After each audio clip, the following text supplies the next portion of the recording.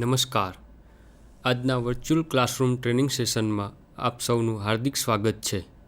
આજે હું આઈટીઆઈમાં ચાલતા મશીન્સ ટ્રેડ અંતર્ગત marking block, steel rule, combination set અને તેના ઉપયોગો વિશે તાલીમસહ માર્ગદર્શન આપીશ. મિત્રો, આ ટોપિકના નામ પ્રમાણે marking block, combination set, steel rule એ બધામાં જોતાં આપણે માર્કિંગ, માપ એ પ્રમાણે ધારો કે માર્કિંગ શબ્દ આપણે ઘણી જગ્યાએ સાંભળેલો હશે, જેમાં સામાન્ય રીતે આપણે રોજબરોજની જિંદગીમાં જ્યારે આપણે કોઈ પણ બાંધકામ અથવા તો મકાનનું શરૂઆત કરીએ ત્યારે સૌપ્રથમ ઉપયોગ શેનો કરીએ આપણે? માર્કિંગનો. તો કઈ જગ્યાએ? ધારો કે ખાલી પ્લોટ છે એની ઉપર આપણે માર્કિંગ કરીએ છીએ, તેમાં પાયા છાપીએ છીએ, એ આપણું એક સિમ્પલ માર્કિંગ છે. એવી જ રીતના આપણે ઇન્ડસ્ટ્રીમાં પણ અલગ અલગ રીતે માર્કિંગ કરવાના હોય છે, જેના અલગ અલગ સાધનો ઉપયોગ હોય છે, તેને આપણે માર્કિંગ કહીએ. અને તે માર્કિંગ જેના દ્વારા કરવામાં આવે તેને આપણે માર્કિંગ બ્લોક કહીએ છીએ. ત્યારબાદ આવે છે સ્ટીલ રૂલ. એટલે સ્ટીલ રૂલ મતલબ કે તેનો ઉપયોગ આપણે માપ લેવા કરીએ.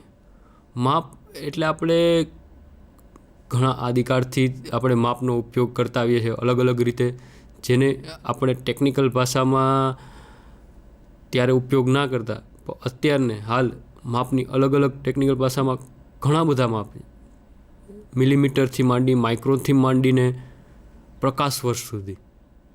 મિત્રો, એક વાત યાદ આવે છે કે આપણે નાના માપ રોજબરોજની જિંદગીમાં ઉપયોગ કરીએ છીએ, જ્યારે આજના ટેકનિકલ યુગમાં માપ એટલી બધી આગળ વધી ગયું છે કે જે ધારો કે આપણે કોઈપણ બિલ્ડિંગની હાઇટ, કોઈપણ રોડની લંબાઈ, કોઈપણ નદીની લંબાઈ, અથવા તો આજે આપણે ટેકનિકલ યુગને કારણે છેક ચંદ્ર સુધી, પૃથ્વીની ધરતીથી ચંદ્ર સુધીનું માપ પણ આપણે માપી શકીએ છીએ, જેને આપણે પ્રકાશ વર્ષમાં માપીએ છીએ.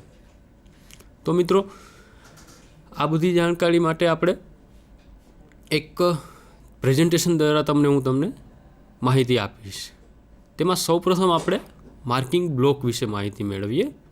તો માર્કિંગ બ્લોક કોને કહેવામાં આવે છે? મિત્રો, માર્કિંગ બ્લોકને આપણે સ્ક્રાઇબિંગ બ્લોક પણ કહી શકીએ છીએ, જેનું એક બીજું નામ છે સ્ક્રાઇબિંગ બ્લોક. તો સરફેસ ગેજ એ માર્કિંગ ટૂલ છે. મતલબ કે સરફેસ ગેજ છે એક માર્કિંગ ટૂલ છે, જેની સાથે બે છેડા ધરાવતો સ્ક્રાઇબર હોય છે. સ્ક્રાઇબર મતલબ એક સળિયો. આ સ્ક્રાઇબરનો એક છેડો સીધો અને બીજો છેડો વળેલો હોય છે. સરફેસ ગેજને માર્કિંગ બ્લોક કે સ્ક્રાઇબિંગ બ્લોકના નામથી ઓળખવામાં આવે છે. મતલબ મેં કીધું એમ, એને તો કાં તો સ્ક્રાઇબિંગ બ્લોક કહી શકીએ અને માર્કિંગ બ્લોક પણ કહી શકીએ છીએ, જેમાં એક સળિયો હોય છે, જે એક છેડો વળેલો હોય છે અને એક છેડો સીધો હોય છે, જેને બંને છેડા ધારવાળા અણીદાર હોય છે, જેનાથી આપણે માર્કિંગ કરી શકીએ. મિત્રો, માર્કિંગ બ્લોકના બે પ્રકાર છે. તેમાં એક પ્રકાર છે ફિક્સ સરફેસ ગેજ અને બીજો પ્રકાર છે યુનિવર્સલ સરફેસ ગેજ. મતલબ ફિક્સ સરફેસ ગેજ મતલબ કે તે ફિક્સ છે, તેમાં કોઈ પણ પ્રકારનું મૂવમેન્ટ ના થઈ શકે.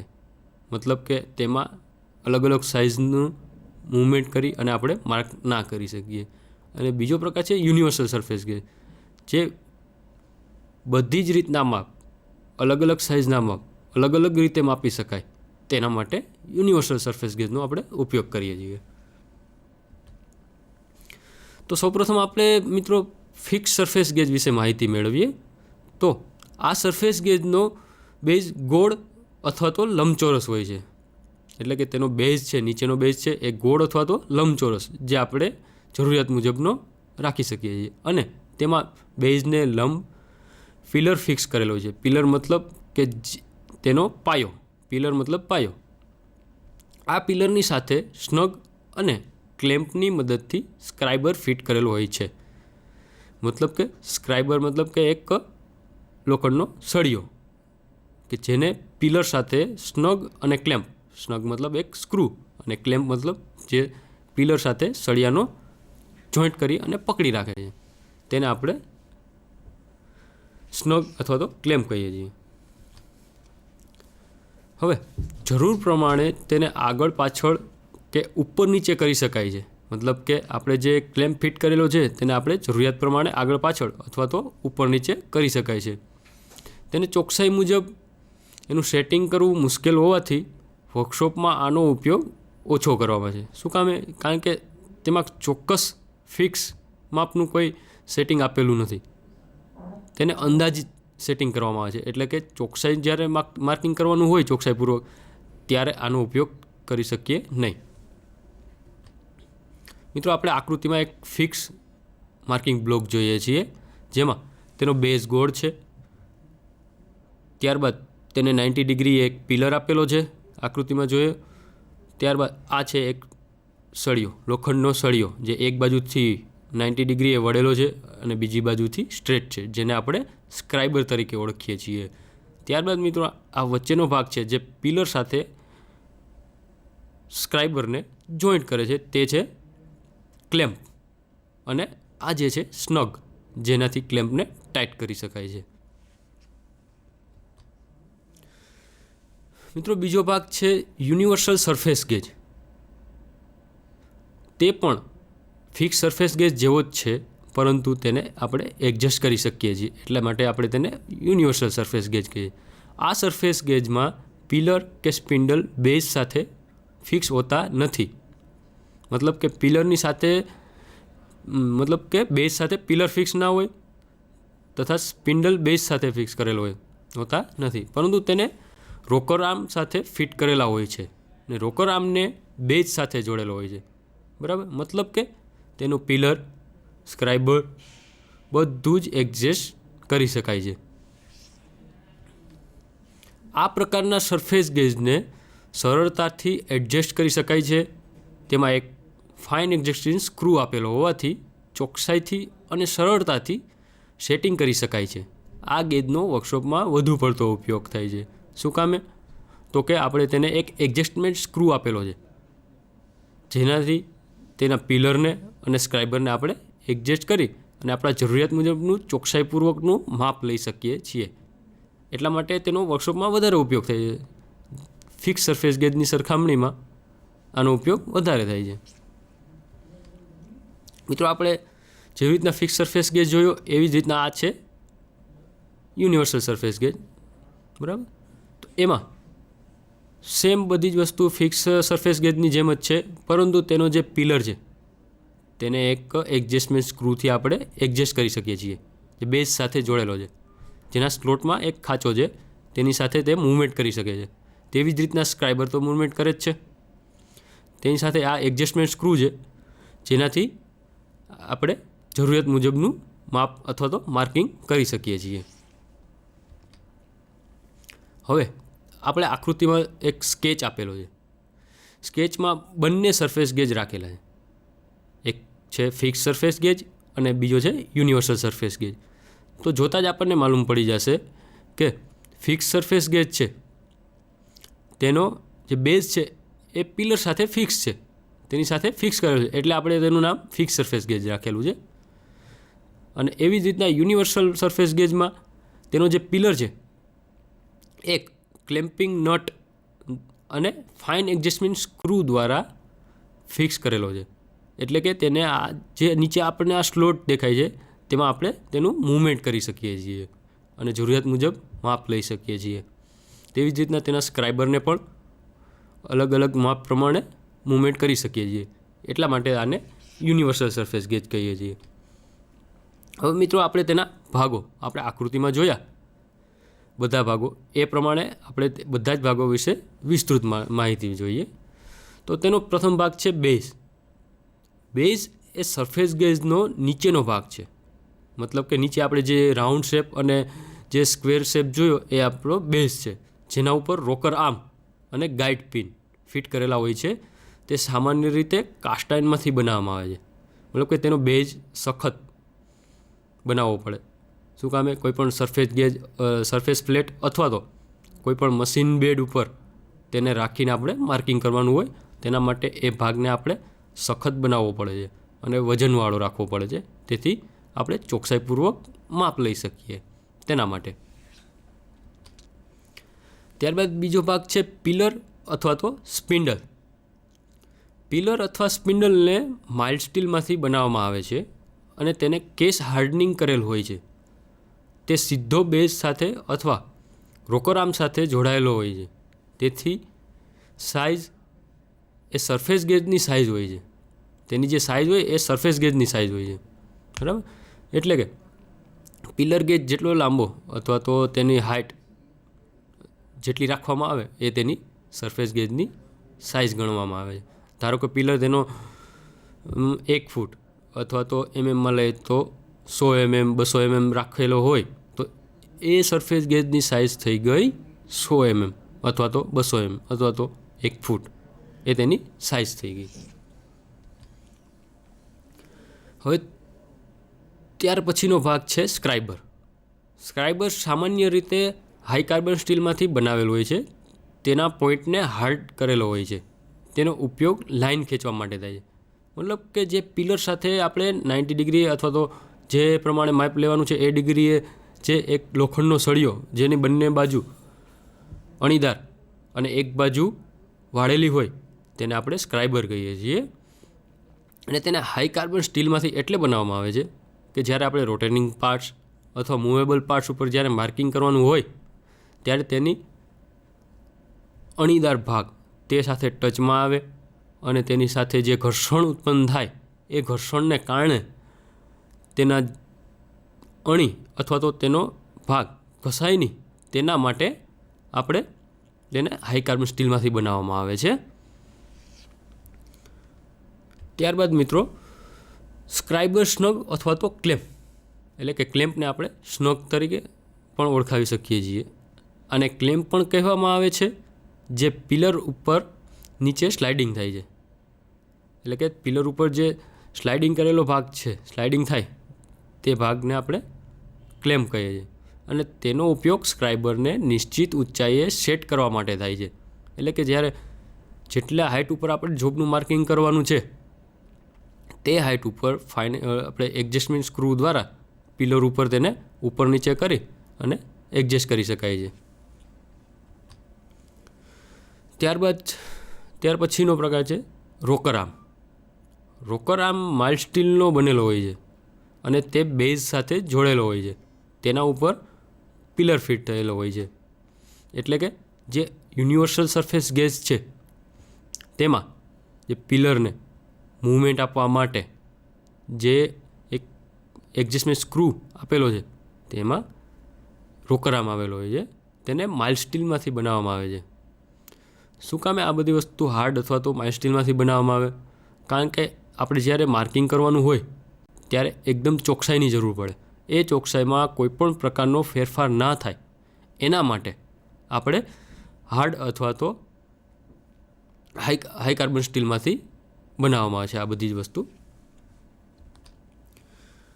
ત્યાર પછીનો પ્રકાર છે રોકર એડજસ્ટમેન્ટ સ્ક્રૂ.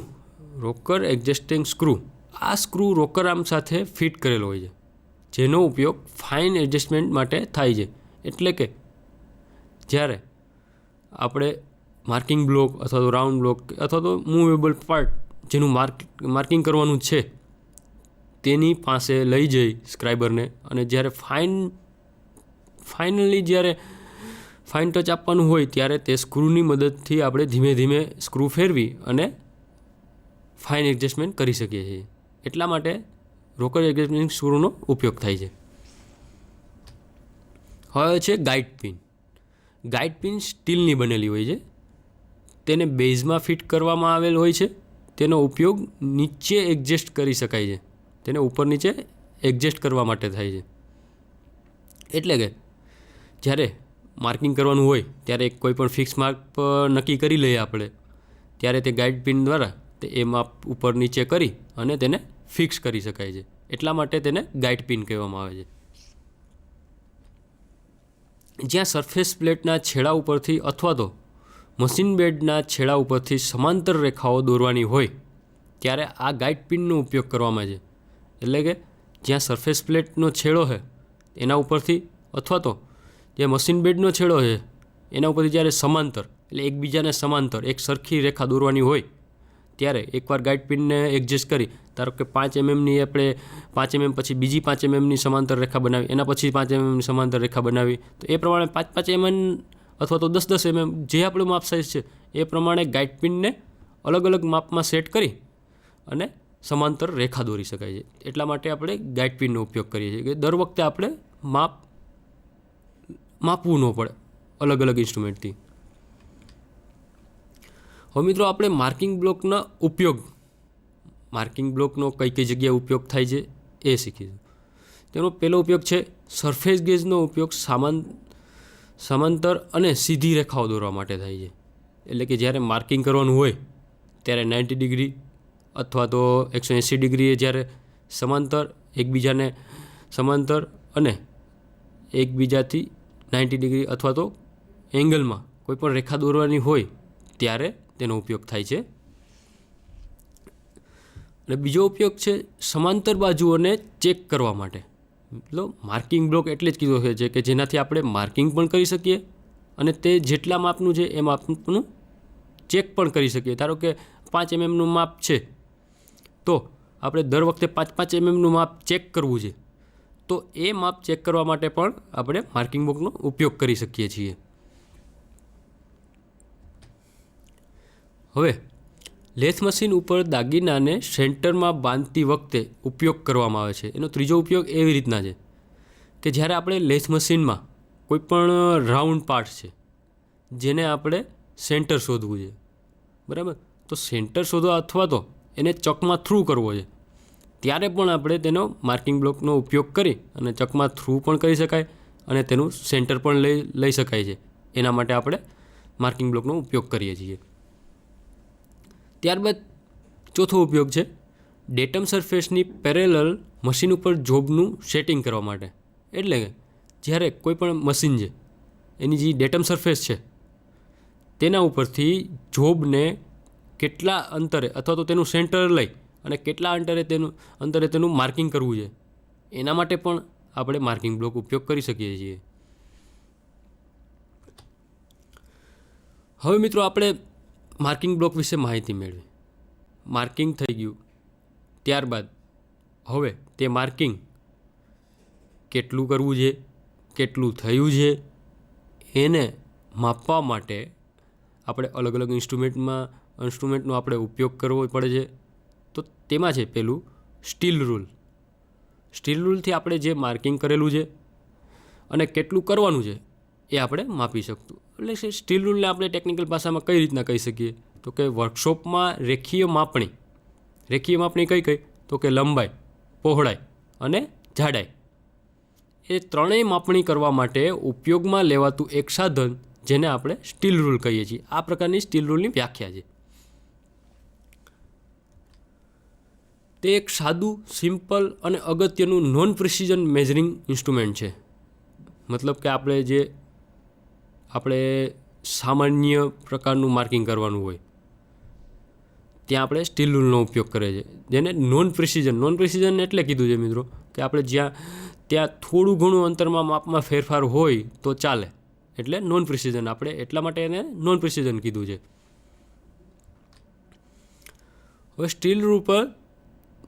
હવે ત્યારબાદ તે સ્ટીલ રૂલનો આપણે કઈ રીતના ઉપયોગ કરવો, તેના ઉપયોગ દ્વારા એક તો માપ જાણી શકાય છે, માપ ચેક કરી શકાય છે. આ સ્ટીલ રૂલ ઉપર મેટ્રિક અને બ્રિટિશ બંને પદ્ધતિમાં ગ્રેજ્યુએશન કરેલા હોય છે. મેટ્રિક અને બ્રિટિશ એ બંને પદ્ધતિ અલગ અલગ. મેટ્રિક મતલબ આપણે સામાન્ય ભાષામાં કહીએ તો આપણે જે મિલીમીટર પછી સેન્ટીમીટર એવી રીતના જે આપણે જે માપ લઈએ છીએ એ આપણું મેટ્રિક, જેનો આપણે અત્યારની ટેકનિકલ ભાષામાં અને ટૂંકમાં ઇન્ડસ્ટ્રીમાં મહદઅંશે તેનો ઉપયોગ વધારે છે. પહેલાંના જમાનામાં બ્રિટિશ પદ્ધતિનો ઉપયોગ થતો, જેમાં ઇંચ, ફૂટ એવી રીતના આપણે માપ લેતા. એને આપણે બ્રિટિશ પદ્ધતિ કહેતા.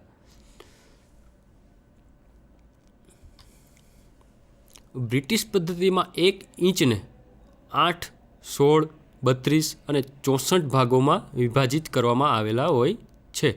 એટલે કે બ્રિટિશ પદ્ધતિ મતલબ ઇંચમાં, એટલે અલગ અલગ એના વિભાગ પાડેલા છે, 8, 16, 32 અને 64 ભાગ, એવી રીતના ભાગ પાડેલા હોય છે. જ્યારે મેટ્રિક પદ્ધતિમાં 1 સેન્ટીમીટરના 10 સરખા ભાગ, જેને મિલીમીટર કહે છે. એટલે કે આપણે સામાન્ય ઉપયોગમાં સામાન્ય આપણી ફૂટપટ્ટી હોય, જેમાં એક બાજુએ મિલીમીટર આખા હોય અને સેન્ટીમીટર, 1 સેન્ટીમીટર હોય, 1 સેન્ટીમીટરના આપણે 10 સરખા ભાગ, એટલે 1 મિલીમીટર થઈ જાય. તેનો એક ભાગ છે એ 1 મિલીમીટર થઈ જાય. અને બ્રિટિશ પદ્ધતિમાં એવી જ રીતે એની ઓપોઝિટ સાઈડ, આપણે સાદી જે સ્ટીલ રૂલ વાપરીએ તેમાં એની ઓપોઝિટ સાઈડ બ્રિટિશ પદ્ધતિમાં આપેલા હોય છે, જે ઇંચમાં હોય છે. એટલે કે એક સાદી સ્ટીલ રૂલમાં બંને માપ હોય, બ્રિટિશ અને મેટ્રિક. ત્યારબાદ અને દરેક મટિરિયલના સરખા, દરેક મિલીમીટર જે હોય તેના સરખા 2 ભાગ કરેલા હોય છે, જે 0.5 mm દર્શાવે છે. હવે ધારો કે આપણે જોયું કે 1 સેન્ટીમીટર એના આપણે 10 સરખા ભાગ કર્યા, તો શું બન્યું? 1 મિલીમીટર બન્યો. હવે એ જ 1 મિલીમીટરનો આપણે 2 સરખા ભાગ કરી નાખીએ તો શું બને? એનું અડધું થઈ જાય, એટલે કે 0.5 mm દર્શાવે છે. ત્યાં સુધીનું, એટલે કે 0.5 mm સુધીનું માપ આપણી સ્ટીલ રૂલમાં માપી શકાય છે. તેને આપણે આપણું સ્ટીલ રૂલનું ડિસ્કાઉન્ટ પણ કહી શકીએ છીએ. એટલે કે આપણું સ્ટીલ રૂલથી જે નાનામાં નાનું માપ લઈ શકાય તેને સ્ટીલ રૂલનું ડિસ્કાઉન્ટ કહી શકાય છે. જેથી સ્ટીલ રૂલની મદદથી મેટ્રિક પદ્ધતિમાં આપણે 0.5 mm અને બ્રિટિશ પદ્ધતિમાં 1/64 ઇંચ જેટલું ઓછામાં ઓછું માપ લઈ શકાય છે. એટલે કે અહીંયા આપણે બે પદ્ધતિમાં, એક મેટ્રિક પદ્ધતિ અને બ્રિટિશ પદ્ધતિ, મેટ્રિક પદ્ધતિમાં ઓછામાં ઓછું માપ શું થયું? તો કે 0.5 mm. અને બ્રિટિશ પદ્ધતિમાં ઓછામાં ઓછું માપ શું થયું? તો 1/64 ઇંચ. એટલે 1/64 જે આવશે એ ઇંચમાં આવશે, બરાબર? એ આપણી બ્રિટિશ પદ્ધતિ થઈ ગઈ. હવે મિત્રો આપણે આકૃતિમાં જોઈએ તો ગ્રેજ્યુએશન બતાવેલા છે. મેં તમને સામાન્ય રીતે સમજાવ્યું આપણે થિયરિટિકલી, એ જ પ્રમાણે અહીંયા આપણે સ્કેચ દ્વારા સમજીએ તો બે પદ્ધતિમાં આપણને સમજાવેલું છે. ઉપર છે બ્રિટિશ ગ્રેજ્યુએશન અને નીચે છે મેટ્રિક ગ્રેજ્યુએશન. તો બ્રિટિશ ગ્રેજ્યુએશનમાં મિત્રો આપણે જોઈએ તો 1 ઇંચ અહીંયા થાય, જીરોથી લઈ અને આપણને 1 ઇંચ સુધીના ભાગ કરેલા છે. એમાં મિત્રો આપણે જોયું તેમ સૌથી નાનામાં નાનું માપ જોયો કે પહેલો જ કાપો છે, એટલે કે 1 ઇંચના આટલા ભાગ કરવાથી સૌથી નાનામાં નાનો કાપો કેટલાનો થશે? તો કે 1/64 ઇંચ. એ આપણો બ્રિટિશ પદ્ધતિમાં સૌથી નાનામાં નાનું માપ થશે. આપણે 0થી 1 ઇંચ સુધીનું માપ લખેલું. ત્યારબાદ 1/16, 1/14, 1/16 એવી રીતના અલગ અલગ કાપા આગળ વધતા 1 ઇંચ પૂરું થાય છે, બરાબર? તેવી જ રીતના મેટ્રિક ગ્રેજ્યુએશનમાં આપણને સેન્ટીમીટરમાં આપેલું છે. સેન્ટીમીટરમાં મિત્રો આપણે જોઈએ એ પ્રમાણે પહેલાં 0થી 1 એ 1 સેન્ટીમીટર છે. 1 સેન્ટીમીટર બરાબર 10 mm, એટલે કે 1 સેન્ટીમીટરના આપણે 10 ભાગ કર્યા. હવે ત્યારબાદ જે 1 mmનો કાપો બને છે એનો પણ આપણે 2 ભાગ કર્યા, એટલે શું થયું? 0.5 mm. એટલે કે આ માપ આપણું થઈ ગયું મેટ્રિક પદ્ધતિમાં, એટલે કે આ સૌથી નાનું માપ આવી ગયું 0.5 mm. સૌથી નાનું માપ એટલે કે આ નાનો કાપો, 0થી આ પહેલો કાપો થશે એ આપણું સૌથી નાનામાં નાનું માપ થશે. એવી જ રીતના બ્રિટિશ પદ્ધતિમાં સૌથી નાનામાં નાનું માપ 1/64 થશે. હવે આપણે આ માપ સાઇઝ જોઈ લીધા પછી આપણે સ્ટીલ રૂલ કયા મટિરિયલમાંથી બને છે એ જોઈશું. તો કે સ્ટીલ રૂલ સામાન્ય રીતે સ્પ્રિંગ સ્ટીલમાંથી બનાવવામાં આવે છે. તે ઉપરાંત સ્ટેનલેસ સ્ટીલ કે કાર્બન સ્ટીલમાંથી પણ બનાવવામાં આવે છે. એટલે કે આ ત્રણેય અલગ અલગ મટિરિયલમાંથી આપણે સ્ટીલ રૂલ બનાવી શકીએ છીએ. સ્પ્રિંગ સ્ટીલ એટલે કે આપણે જ્યારે ફ્લેક્સિબલ અથવા તો મુવેબલ સ્ટીલ રૂલનો ઉપયોગ કરીએ ત્યારે સ્પ્રિંગ સ્ટીલનો ઉપયોગ થાય. એટલે કે શું કે ધારો કે સાદા સ્ટીલમાંથી બનાવીએ તો એને માપ સાઇઝ અથવા તો એના ચોકસાઈમાં ફેરફાર થવાની શક્યતા રહે, પરંતુ તેને સ્પ્રિંગ સ્ટીલ અથવા તો સ્ટેનલેસ સ્ટીલમાંથી જ્યારે બનાવીએ તો તેના માપમાં ફેરફાર થવાની શક્યતા નહીવત રહે છે. ત્યારબાદ તેની સાઇઝ કયા પ્રકારમાં, કેટલા પ્રકારની તેની સાઇઝ, કેટલી સાઇઝમાં સ્ટીલ રૂલ આવી શકે છે તે આપણે જોઈએ. સ્ટીલ રૂલની સાઇઝ તેની લંબાઈ ઉપરથી નક્કી કરવામાં આવે છે, જેમ કે 6 ઇંચ 12 ઇંચ, એટલે કે એ બ્રિટિશ પદ્ધતિમાં, અને મેટ્રિક પદ્ધતિમાં 150 mm અને 300 mm. એવી રીતના આગળ જોતાં જેટલું લાંબુ માપ જોતું હોય એ પ્રમાણે એની લંબાઈ પ્રમાણે તેની સાઇઝ નક્કી કરવામાં આવે છે. હવે મિત્રો આપણે જોઈએ તેના પ્રકાર. સ્ટીલ રૂલના કયા કયા પ્રકાર છે, તો કે પ્રકાર કઈ રીતના દર્શાવવામાં આવે છે, તો કે વર્કશોપમાં સામાન્ય રીતે કામની જરૂરિયાત મુજબ નીચે મુજબની સ્ટીલ રૂલનો ઉપયોગ કરવામાં આવે છે. એટલે કે આપણું જે કામ છે, કેવું કામ છે, જેવું કામ છે એ પ્રકારની સ્ટીલ રૂલનો ઉપયોગ કરીએ તો આપણે ચોકસાઈથી આપણે એનું માપ લઈ શકીએ, અથવા તો તે એની એક્યુરેસી આપણે જાળવી શકીએ. તે આપણે જોઈતું માપ આપણે લઈ શકીએ. એટલે કે જેવું કામ એવું સ્ટીલ રૂલ. જો મિત્રો આપણે આકૃતિ સહિત તેના પ્રકાર છે.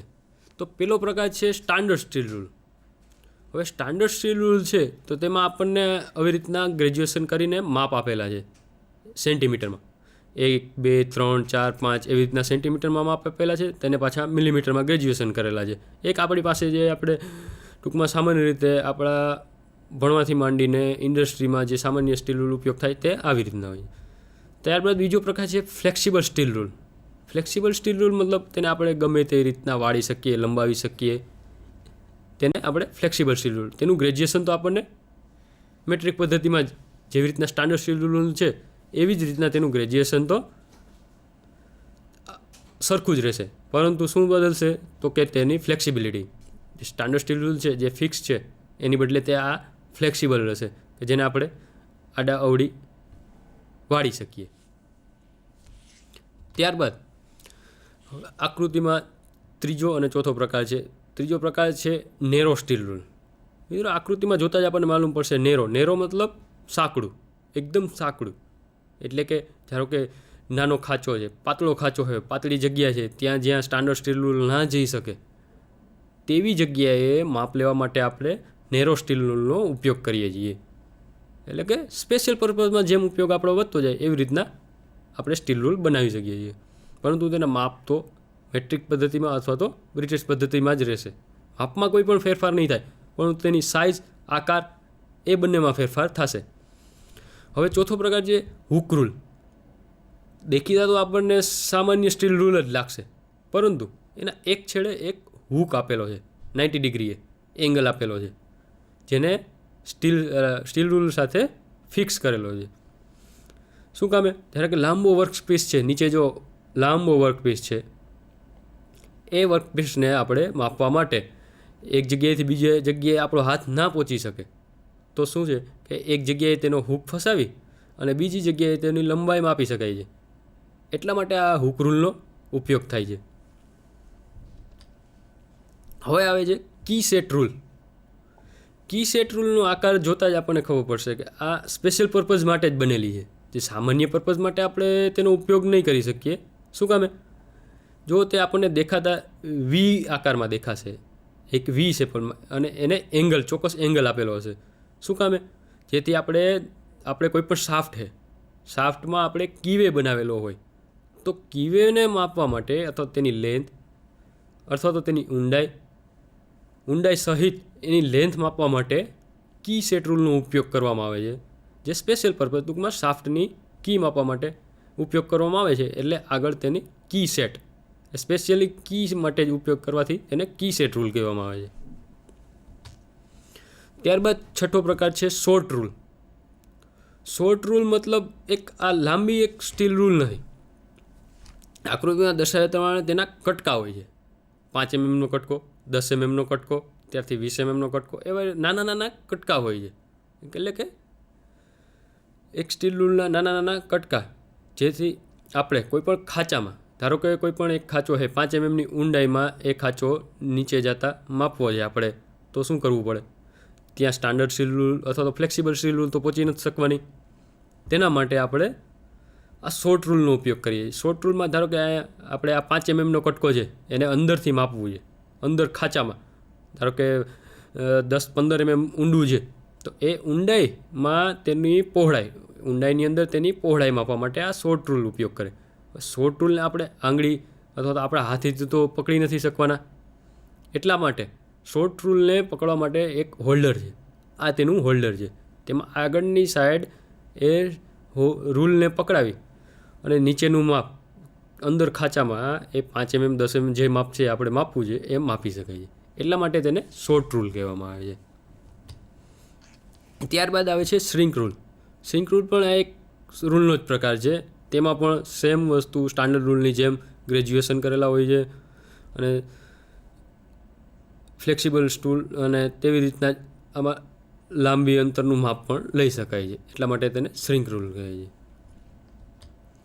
ત્યારબાદ આવે છે સરકમફરન્સ રૂલ.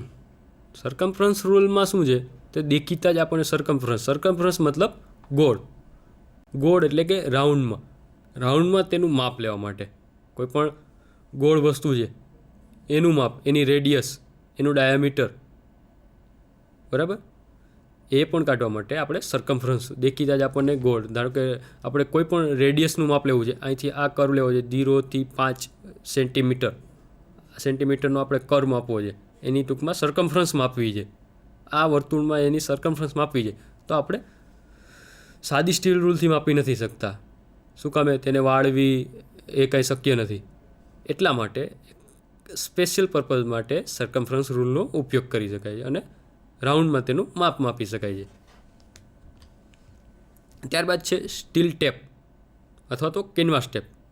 એટલે કે આપણે જ્યાં સામાન્ય રીતે આપણે તેને લાંબા માપ એટલે કે લાંબી લંબાઈનું માપ માપવું જોઈએ, 10 મીટર 15 મીટર, જેનું કોઈ ટૂંકમાં આપણે આ મેઝરિંગ ટેપને અલગ અલગ માપમાં જોઈ શકીએ છીએ.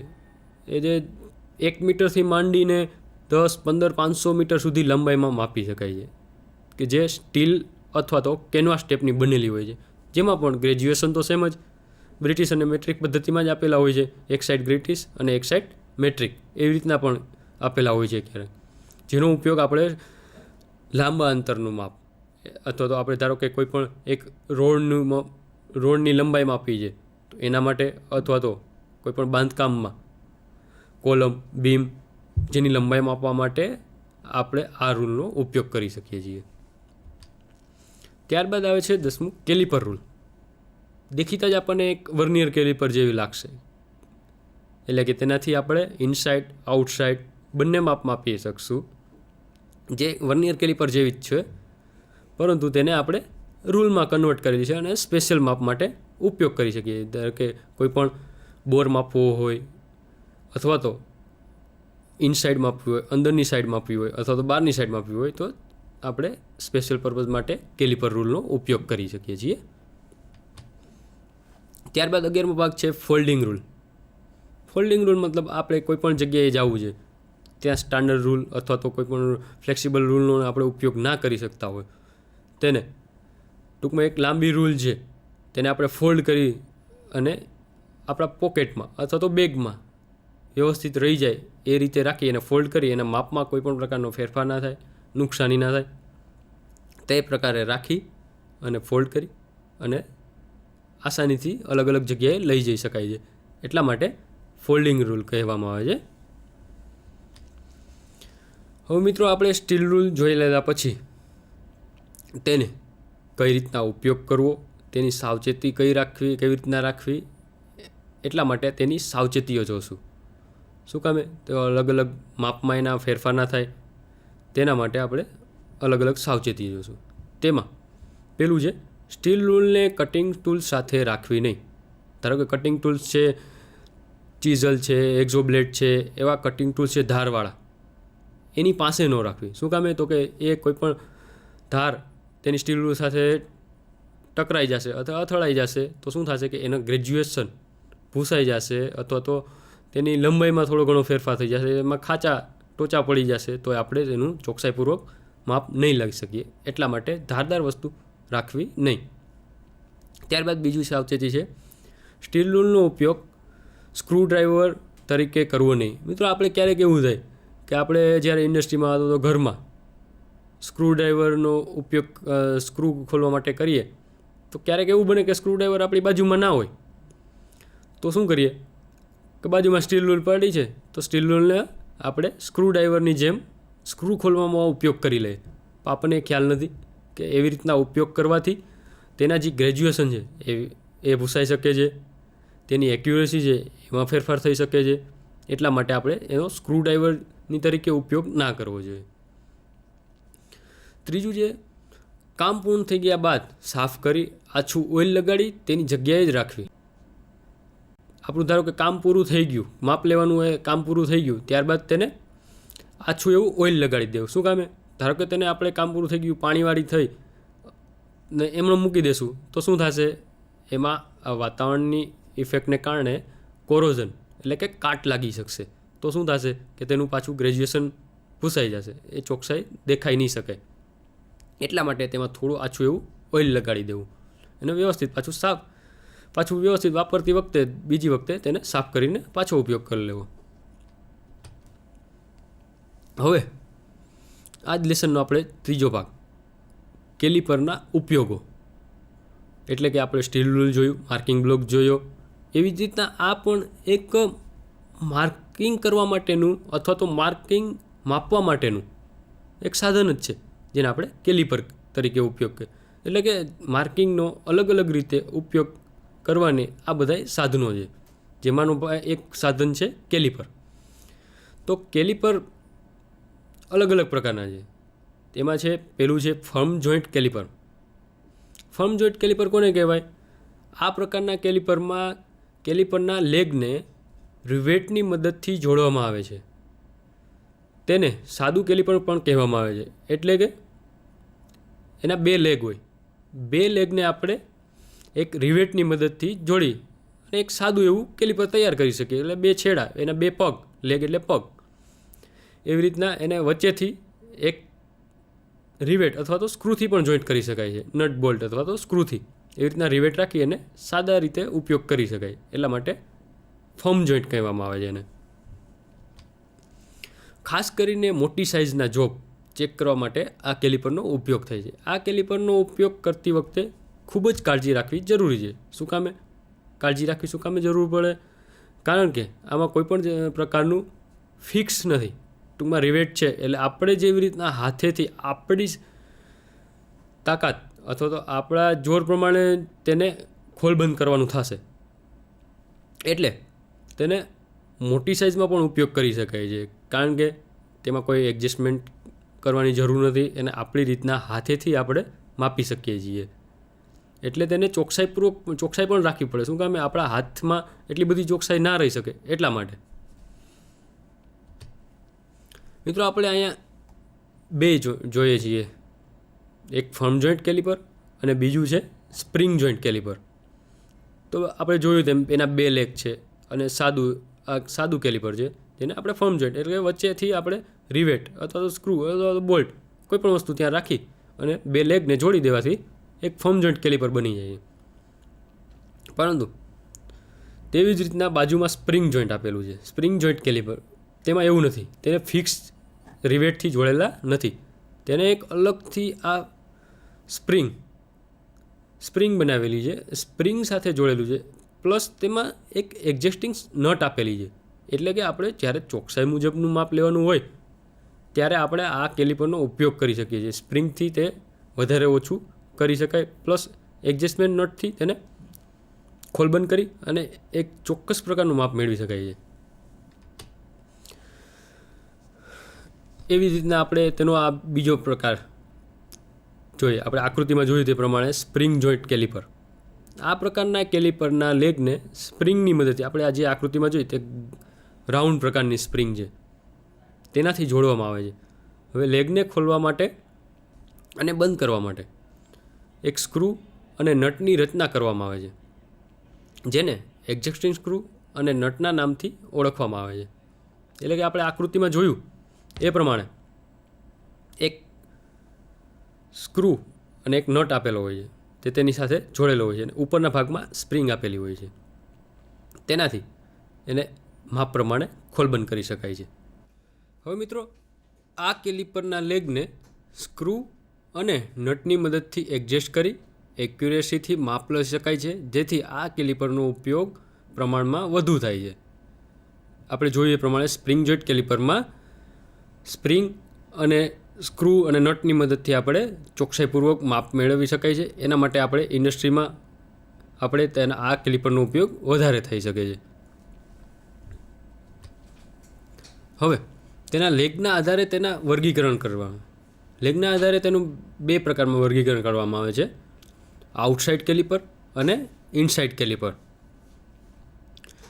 એટલે કે આકૃતિમાં આપણે જોઈ શકીએ છીએ કે જે આઉટસાઇડ કેલિપર છે તેના જે બંને લેગ છે તે અંદરની સાઈડ વળેલા છે.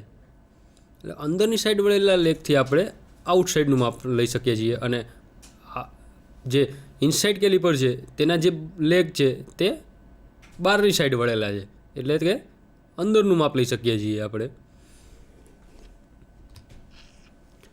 ત્રીજું છે ઓડલેગ કેલિપર. મિત્રો આને ઓડલેગ શું કામે કહેવામાં આવ્યું? આઉટસાઇડમાં આપણે બંને લેગ અંદરની સાઈડ વળતા હતા, જ્યારે ઇનસાઇડમાં બંને લેગ બહારની સાઈડ વળતા હતા. અને ત્રીજું છે આપણું ઓડલેગ. તો ઓડલેગમાં આપણે આકૃતિમાં જોઈ શકીએ છીએ એ પ્રમાણે એનો એક લેગ સ્ટ્રેટ છે અને બીજો લેગ છે એ અંદરની સાઈડ વળેલો છે. એટલે ટૂંકમાં કહે આને એક આપણે સ્પેશિયલ પર્પઝ માટે પણ ઉપયોગ કરી શકીએ છીએ. ધારો કે એક માર્કિંગ બ્લોક છે, તેને આપણે સેન્ટરથી સાઈડનું માપ લેવું છે. સેન્ટરમાં તેનો આ ફિક્સ જોઈન્ટ છે, ફિક્સ લેગ, એને ફિક્સ કરી સેન્ટરમાં અને સાઈડમાં માર્કિંગ કરવા માટે આ ઓડલેગ કેલિપરનો ઉપયોગ થાય છે, જેને આપણે જેની કેલિપર પણ આપણે કહી શકીએ છીએ. ત્યારબાદ ચોથું છે ડિવાઈડર કેલિપર, જે એક સામાન્ય આકૃતિમાં જોઈ શકીએ છીએ કે જેના બંને લેગ સ્ટ્રેટ છે. એટલે કે ડિવાઈડર નામ શું કામ આપ્યું કે આપણે આનાથી આપણે 2 રેખા અથવા તો વર્તુળ આકારમાં ડિવાઈડ કરી શકીએ છીએ. 2 અલગ અલગ પાર્ટ્સમાં આપી છે, એકને સેન્ટર સાથે પકડાવી અને બીજાને મૂવ કરીને આપણે ડિવાઈડ કરી શકીએ છીએ. એટલા માટે તેને આપણે ડિવાઈડર કેલિપર કહીએ છીએ. હવે મિત્રો આ જ પાર્ટનો આપણે ચોથો ભાગ એટલે કે કોમ્બિનેશન સેટ. કોમ્બિનેશન સેટનો પણ ઉપયોગ માર્કિંગ અથવા તો માપ લેવા માટે અલગ અલગ રીતના આપણે જ્યારે સ્ટીલ રૂલ જોઈ, માર્કિંગ બ્લોક જોયા, એવી જ રીતના આપણે કોમ્બિનેશન સેટનો પણ અલગ અલગ રીતના માપ અને તેને માર્કિંગ કરવા માટે ઉપયોગ કરી શકાય છે. આપણે આકૃતિમાં જોઈએ એક કોમ્બિનેશન સેટ છે.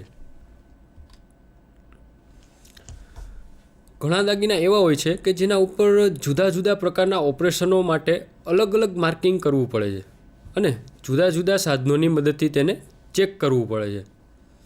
મતલબ કે ઘણા એવા દાગીના હોય છે જે અલગ અલગ સાઇઝના હોય, રાઉન્ડ હોય, સ્ક્વેર હોય, તો એના માટે અલગ અલગ માર્કિંગ કરવું હોય, તો અલગ અલગ માપ લેવું હોય, તો એના માટે આપણે આ પ્રકારના સાધનોનો ઉપયોગ કરી શકીએ છીએ.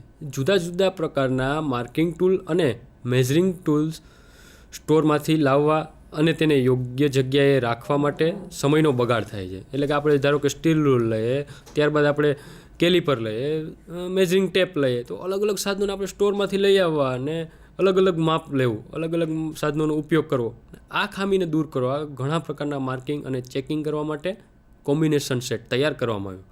એટલે કે આ બધાય કામ આપણે એક જ ટૂલ્સથી આપણે કરી શકીએ, એના માટે આપણે કોમ્બિનેશન સેટનો ઉપયોગ કરી શક્યા.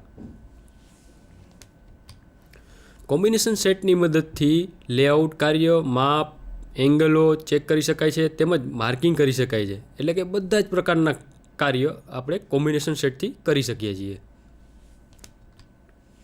તો અહીં આપણે તેના ભાગ ઉપરથી તેનો ઉપયોગ અને તેનું સ્કેચ આપણે આકૃતિમાં જોઈ શકીએ છીએ. તેના 3 ભાગ છે, સ્ક્વેર હેડ, પ્રોટેક્ટર હેડ અને centre head.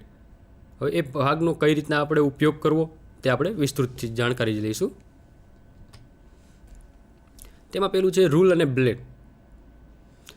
રૂલને high carbon steel અથવા તો એલો સ્ટીલમાંથી બનાવવામાં આવે છે. તેની એક બાજુ પૂરી લંબાઈમાં ગ્રુવ કાપેલ હોય છે, જેથી લોકિંગ સ્ક્રૂની મદદથી 3 હેડને બ્લેડ ઉપર સેટ કરી શકાય છે.